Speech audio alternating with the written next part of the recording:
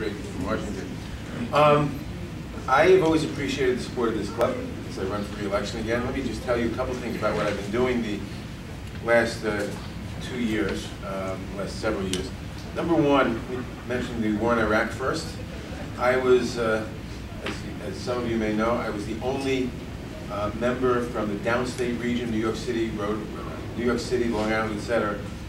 The only person who voted against the war initially, who was not a person of color.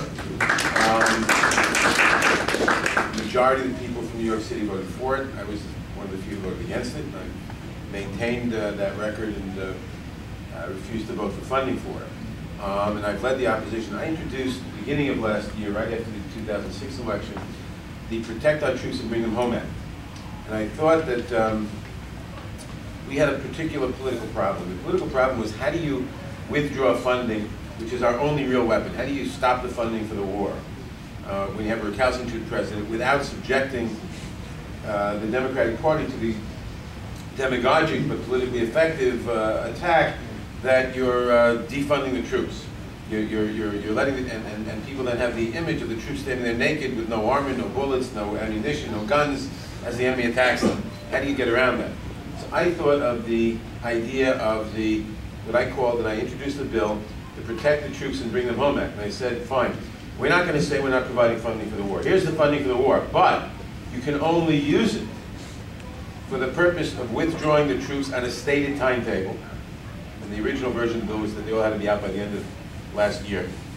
You can only use the funds to withdraw the troops, to defend them if they're attacked as they're withdrawing. You can't use it for any offensive military actions.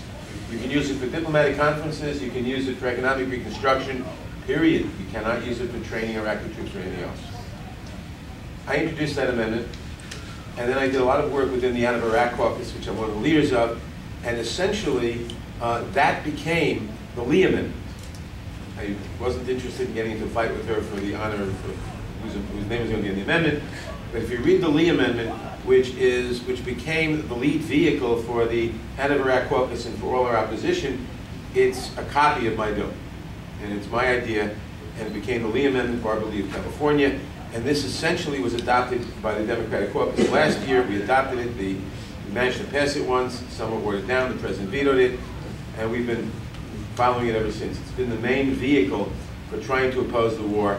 And it came out of my original bill that was introduced in January of last year, the Protect the Troops and Bring Them Home Act, which I thought, and we gave it a new name, Fully Funded Withdrawal.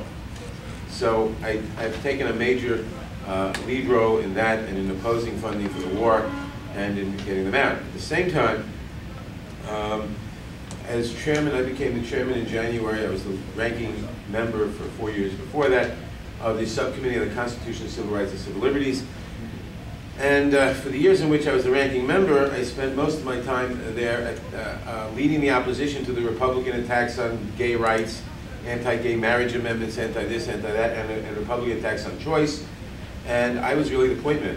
If you talk to any of the pro-choice organizations, I was the point man and the first defense on all these things for 4 or 6 years. As chairman this year, one of the advantages of being the majority is that you control the agenda. So we didn't have to waste any time on this kind of nonsense. Instead, what we have done, what my subcommittee has done, and what I have done, is try to oppose the imperial tendencies of the Bush administration. And in particular, I have led the fight against the warrantless wiretapping, against telecom immunity, on FISA. We're still, I take a lot of credit privately. I haven't bragged about this publicly too much. But when everybody thought the Democrats were going to cave in on telecom immunity last summer, there were a couple of us who were instrumental in stopping that. I led that. We just had a meeting today with the Speaker. We may cave in, we may not. We're trying to stop it. I don't know. That's still an ongoing battle on telecom immunity and on warrantless wiretapping generally.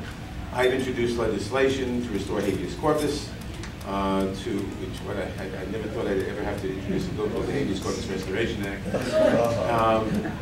which, despite a Democratic majority, we can't get out of the Armed Services Committee. Even though the Armed Services Committee chairman wants to, but every Republican is against it, and 3 Democrats are against it, and we don't have a majority. In January, with more Democrats, we'll already spoke with the Speaker. We will make sure a couple of proper people get appointed to that committee so that we will be able to get the bill out of armed services. It has to come out of armed services and judiciary. We get it out of judiciary, we can't get it out of armed services. Got to restore habeas corpus. I've also introduced the Restoring the Constitution Act. The Restoring the Constitution Act, which does that, plus a number of other things in terms of repealing most of the provisions of the Military Commissions Act, which provides for the grossly unfair military tribunals at Guantanamo. We've also held hearings on rendition, which is the practice of kidnapping people and sending them abroad to be tortured. Hearings on torture. Bill Delahunt and I have held the hearings on torture. We've had military interrogators. I issued, or got the votes to issue subpoenas to Harriet Myers and Jonathan Bolton, which we have contempt citations out for them now. And just this past week, we issued a subpoena, my subcommittee under my leadership issued a subpoena to Addington, the Vice President's Chief of Staff, for his role. We're getting John Yoo to come in to talk about the legal memo, some of which is still secret, on torture. I've introduced legislation on the state secrets, which is a terrible, I don't have time to go into what that is unless you want to ask questions about it, but it's a terrible doctrine that has been abused by the Bush administration, essentially to shut down lawsuits for abrogation of constitutional rights. I've introduced legislation on the national securities letters. None of this is going to pass this year because the president will veto it. It'll be filibustered in the Senate, all of which, if the election results are good, should pass next year and is essential in terms of restoring the constitutional balance. I've also made sure, and one of the things in the FISA bill, the Democratic FISA bill, that has gotten no press whatsoever, is that we extend the statute of limitations. Because what the president and others have done is a violation of the criminal law. I think that if we're going to hold these people accountable, we will have to persuade a Democratic president in January that we want to prosecute some of the people from the Bush administration who have violated criminal laws, to vindicate some of these constitutional rights where they're trying to establish an imperial presidency. On LGBT, I've been one of the leaders in many ways. You're familiar probably with the Uniting American Families Act. I've been pushing for years. And there were seven of us who refused, who championed that we shouldn't do the Employment Non-Discrimination Act, taking out from its protections transgender people. That we had to keep it inclusive for gay, lesbian, transgender, and bisexual people, because we can pass it. And if we can't pass it this year, the next year we'd be able to pass it inclusively. But if you take it out and give up the fight right away, you're probably not going to do that. Finally, we just talk about economics for a moment, because my other role, besides the war and civil liberties and the Judiciary Committee, I also, by the way, you probably heard about the bankruptcy bill. I led the opposition of the bankruptcy bill and built that opposition for 8 years. And again, we're starting to go backwards on some of those provisions, that is, get some progress on it. On economics, I've waged a number of real battles. Last week, we had a major victory. After 6 years of struggle, we beat the Bloomberg administration and the Port Authority and saved the port in Brooklyn, saved 600 jobs initially and probably thousands in the future.